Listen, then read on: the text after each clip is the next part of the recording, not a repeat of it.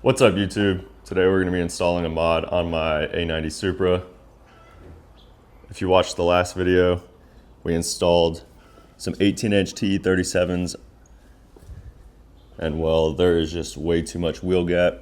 So today we've got a mod to maybe fix that. H&R lowering springs, they should give us a 1-inch drop in the front and a 3/4 of an inch drop in the rear. So we'll see how it looks after we get the springs installed. So stick around, we'll see how they're gonna look. So we just got the other side done. First thing, you're gonna remove this cover, and then there's another cover right here. There's 2 pins that you have to remove. You go ahead and disconnect some sensors. So sensor right here. Remove this speed sensor.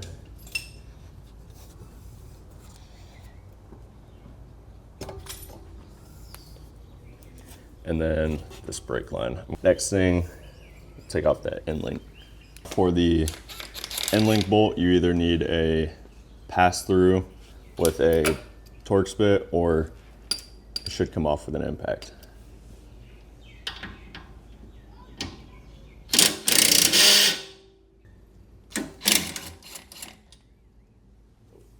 All right, now that's off. Now you can slide the end link out of the strut. And then next will be getting the spring compressed and then removing this upper bolt from the strut. All right, now for the upper strut bolt, you can either use an impact or you have to use a pass-through socket and hold it with an Allen. Broke torque, but now we're gonna have to use the pass-through to get it all the way out. All right, that upper nut is removed. Now next, I have to take the end link out of the strut, and then we can drop the strut out of the car.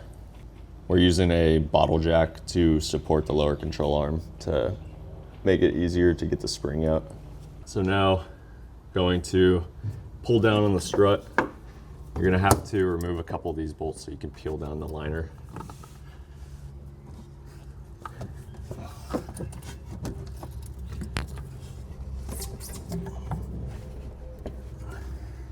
It's stuck.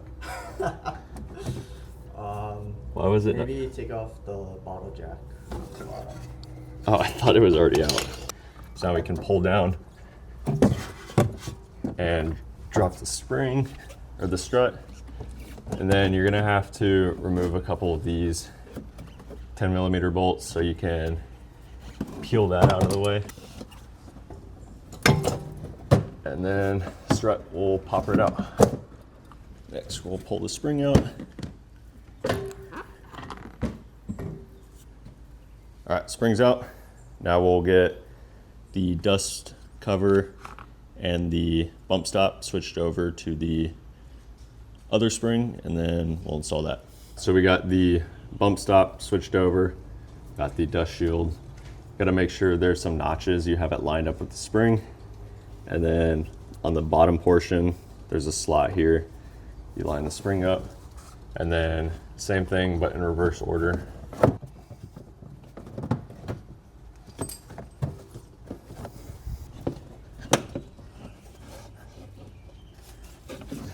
All right, once you get it back here, you're gonna wanna recheck your alignment of everything because the spring can move around a little bit. If you're by yourself, you're gonna need to push this down into the slot, and then you're gonna get a jack under here and line up the bolt and the bearing. If you have 2 people, one of you can just jack it and the other lines it up.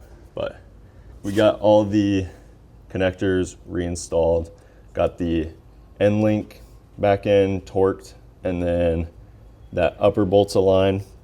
So to get that end link bolt back through, you're gonna wanna put some pressure. You're gonna jack this up till the end link aligns. And then up here, we'll get the bolt back on, and then once you get it as tight as you can by hand, you're just gonna use the pass-through, tighten it, and then torque that. So first step is remove this under panel.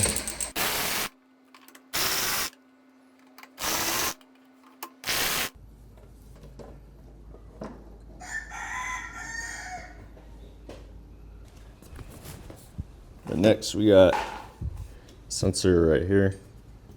Disconnect that and pull these out of the bracket.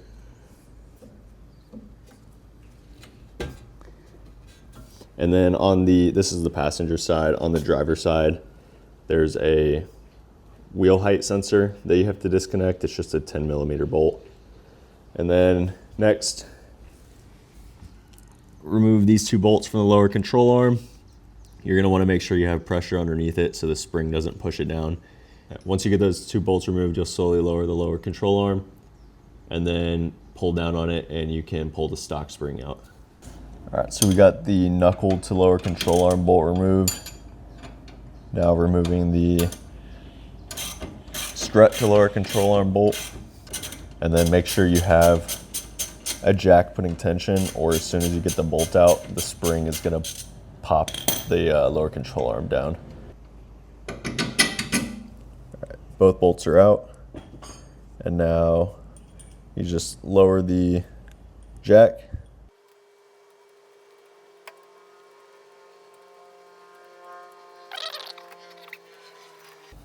Now we're gonna pull down on the lower control arm, and then the spring will come right out. Make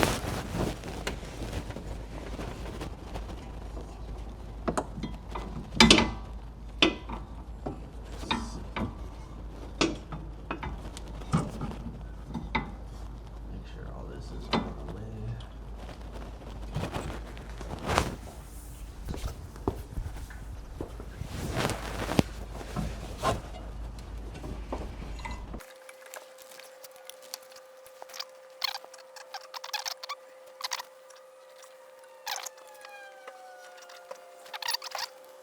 Now,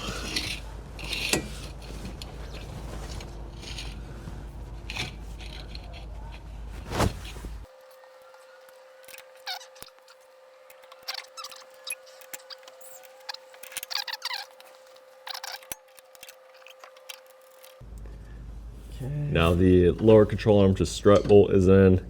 Now the hard one is getting the knuckle to the lower control arm. You have to pry it a good amount. So you got to jack it up to get it lined up with the knuckle hole. Shout out to Bryce, doing all the work. Pound it one more time. All right, we got both bolts in. Now just need to torque those and then get the connectors reconnected.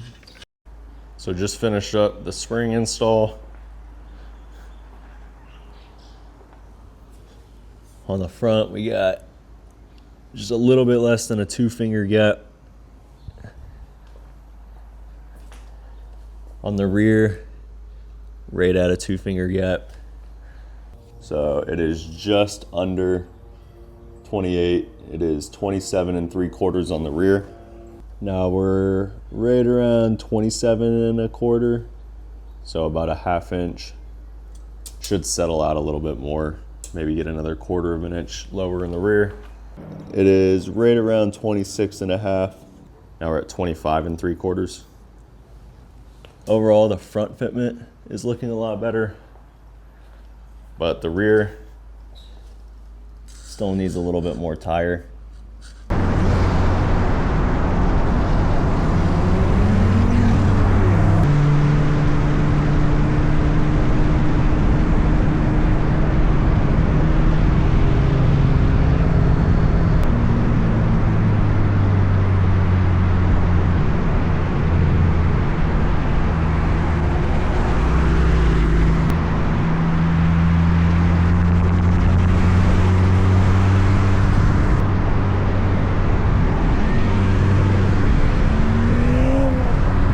Just pulled up to Magic Island in Waikiki. We got 7 Supras here right now and then 2 more on the way.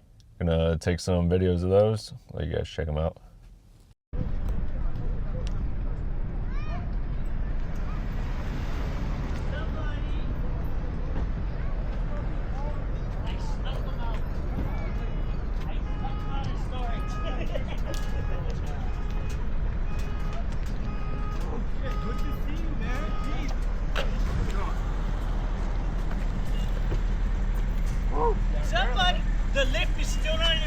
beautiful. I Put know. it on. A good thing I didn't, because I destroyed my other one. Oh, did you? Stop I it. didn't realize it. Oh, that thing's like shattered. No. Yeah. So good thing I got that. How you been, man? Good. Married at home. I just put those H&Rs on today. Oh yeah? Yeah. This looks crazy with the KF. She called me.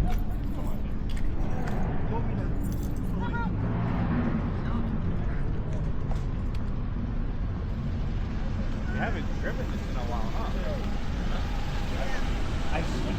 No, it's finished storage. I locked it down. Barry, air it out. I will start up. Air it out. I will.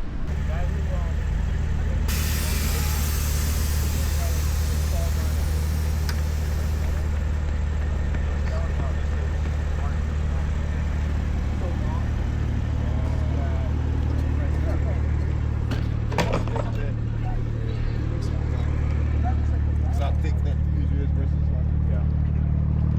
I think it's doper.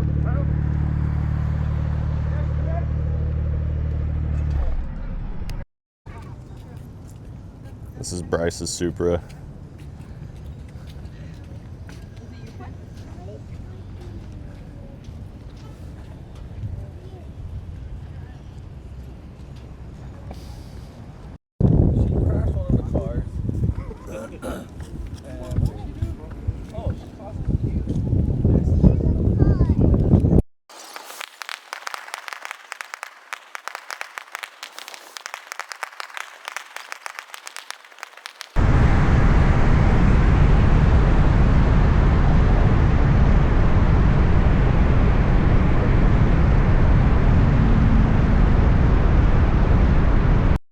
Well, that wraps up today's video. I'm back home now. So I hope you guys enjoyed watching, and I will see you guys in the next one.